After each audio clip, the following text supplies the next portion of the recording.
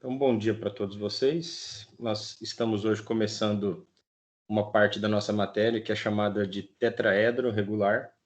Então, nas aulas anteriores, desde o bimestre passado, a gente começou a falar sobre poliedros, depois vimos categorias especiais de poliedros, como prismas,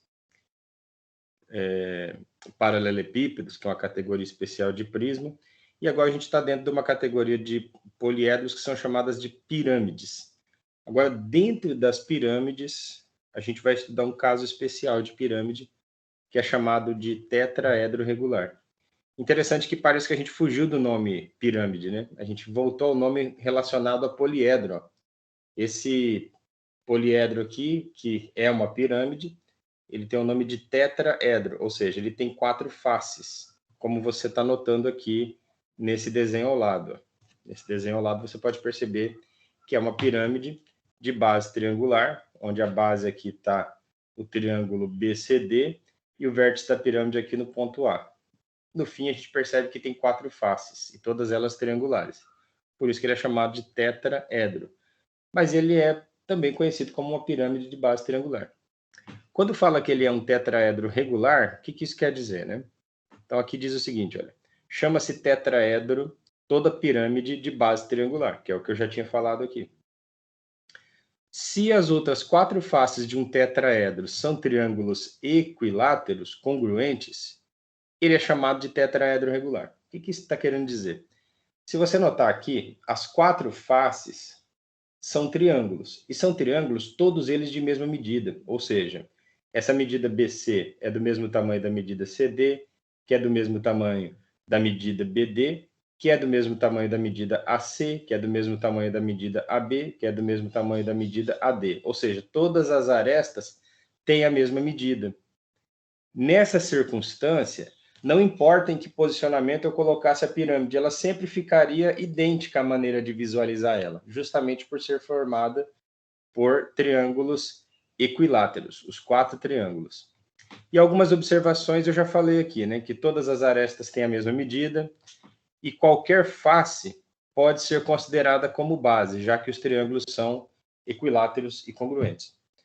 Então, essa figura espacial, esse sólido que você está vendo aqui, ou essa pirâmide, é ela que é conhecida como tetraedro regular. E é ela que a gente vai começar a estudar com mais detalhes a partir de agora. O que a gente vai estudar inicialmente? Primeiro, nós vamos ver o seguinte: como calcular a área total do tetraedro regular? Como que a gente faz isso?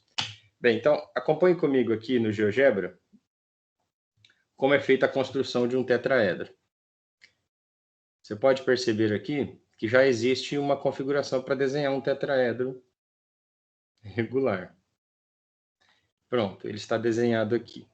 Aqui você vai ver exatamente o que foi mencionado lá no enunciado. Olha, deixa eu só puxar as letras aqui para você ver melhor os vértices. Como você está notando aqui, cada face é um triângulo equilátero. Não importa que ângulo que você veja, todas as faces triangulares são triângulos de mesma medida. Então, se eu quero calcular a área total desse tetraedro, seria interessante ver ele planificado, que é o que a gente vai ver agora.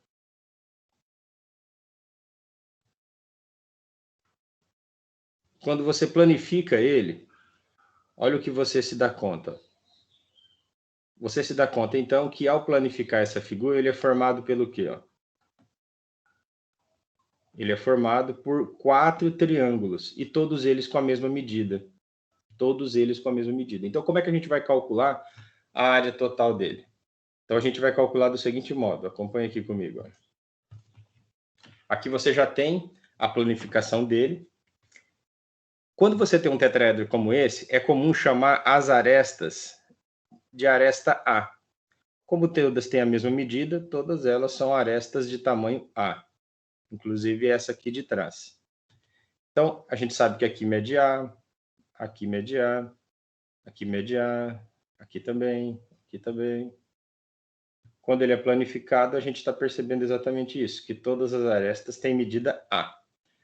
Quando você estava em geometria plana e a gente tinha um triângulo tipo A, B, C, que também era equilátero, Como a gente estava falando de geometria plana, a gente não chamava os lados do triângulo de aresta, chamava de lado. Por isso a gente usava a letra L. Mas agora que a gente está na geometria espacial e os lados dos triângulos não estão fazendo o papel de ser lado, mas de aresta, por isso que a gente muda para a letra A. Mas isso vai ser muito importante. Olha. Você relacionar que essa letra A que está aqui na geometria espacial é o mesmo tamanho da medida L quando a gente estava trabalhando na geometria plana com triângulo equilátero. E que coisas são importantes no triângulo equilátero? Ó, no triângulo equilátero, tem essa importante medida aqui que é chamada de altura do triângulo, que ela é calculada como L raiz de 3 sobre 2. E a área desse triângulo aqui, ela é calculada como L ao quadrado raiz de 3 sobre 4. O que isso tem a ver com o tetraedro regular? Tem tudo a ver. Quando você desmonta o tetraedro regular, ele se transforma em 4 triângulos exatamente iguais a este. Só que ao invés de usar a letra L, a gente vai usar a letra A de aresta. Então, se eu quero calcular a área total desse tetraedro, como é que eu vou calcular? Vai ficar assim, ó. Área total igual. Quantos triângulos iguais a este eu tenho aqui nesta figura? Eu tenho 4. Beleza, então vai ser 4 triângulos. Cada triângulo desse, como é calculado a área? Dessa maneira aqui, ó. L ao quadrado, raiz de 3 sobre 4. Só que aqui a gente não vai usar a letra L, vai usar a letra A, de aresta. Então vai ficar A ao quadrado, raiz de 3 sobre 4. Como eu tenho 4 desses triângulos, por isso que eu estou multiplicando por 4. Então a área total vai ser calculada de que maneira? Ó? Como eu estou multiplicando, eu posso simplificar esse 4 com o 4. Então eu vou ficar aqui com A ao quadrado, raiz de 3. Então é dessa maneira que você vai calcular a área total de um tetraedro regular, caso algum exercício esteja perguntando isso para você.